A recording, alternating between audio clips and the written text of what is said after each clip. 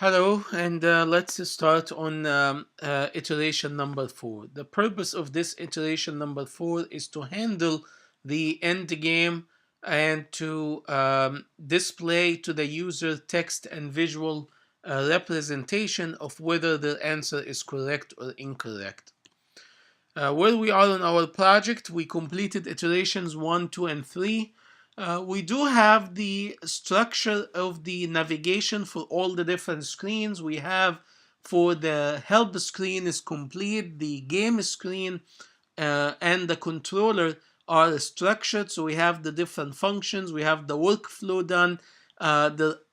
We need to improve the end game. In the previous video, we used a deprecated method, which means it's a method that will no longer be should no longer be used since it will not be supported at one time in the future. This usually happens when a new design or a new library is created to replace an existing one, and the existing one will stay on for some time, and then after a while it could be removed completely.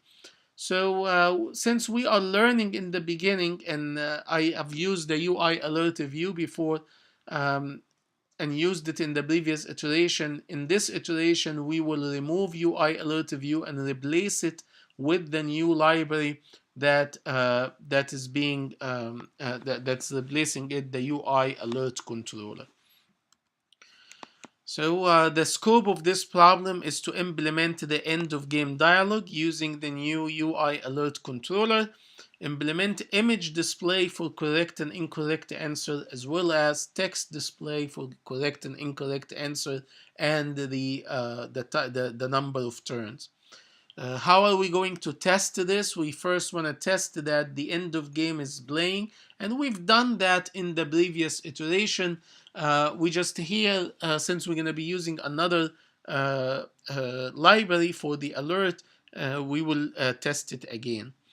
And then we need to make sure that correct and incorrect answers are being displayed correctly. Solution formulation, we will need an alert, so we're going to use the UIAlertController, going to use the UI image view and use the UI label to display the different messages. The view, we saw the view before, and we saw the view before in the different screen, and we will implement it. I wanted to take a moment here and take a look at the UIAlertController and study it to see what we want to accomplish there. So the UIAlertController is a class that replaces the UI alert, the UIAlertView, and another class UI action sheet. And you present the alert controller using the present view controller, which is a function inside the view controller that you can use to present another view controller. Here's an example of how you can set up an alert using alert controller. The example is written in Objective-C, so it's not really going to be useful for us. The tasks is creating an alert controller. There is one function to create alert controller. It receives the title, the message, and then preferred style. The preferred style is something of type UI controller style, which is defined here as a constant. And if you look at the UI controller style, you see it's something called enumeration. The enumeration is a type that contains inside it more than one type or more than one options, as you can see in this definition.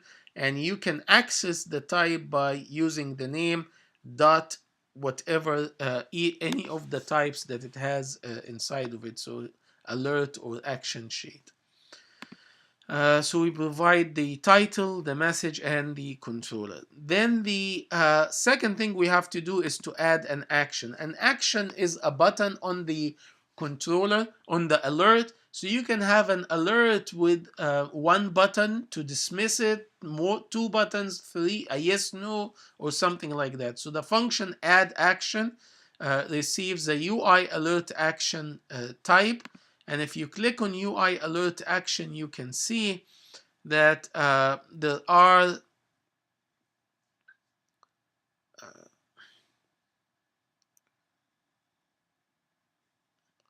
this is the UI alert action, and there are different styles. There's a default, cancel, and destructive, and that you can use.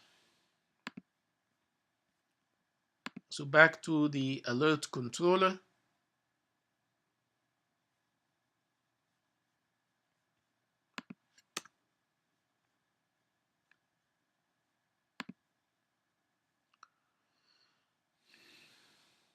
So we will need to add an action for our function, and that will be it.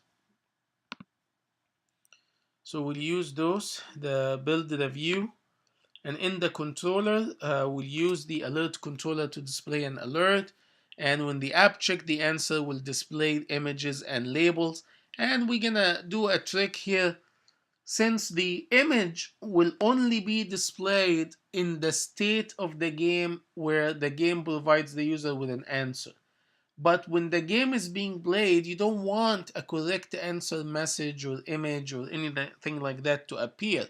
The game screen will only have the button until the moment where the game need to tell the user if this is a correct answer or incorrect answer. Only at that time the game displays the images and the labels and then take them back. We're gonna need to reset a turn because since we're gonna be displaying the image and the label before playing the second sound, we're gonna need to take them back. So that's what we're gonna do in the reset turn function. So to implement the solution, we need to find two images to represent correct or incorrect answer, add them to the project, and by adding image views, we're going to set the alpha to 0, which will make the images disappear. They're actually there, but the transparency is 100%, so you can't see the actual image, you only see the background. Then we're going to connect the images as outlets, connect to the labels as outlets. We're going to play with the alert, and then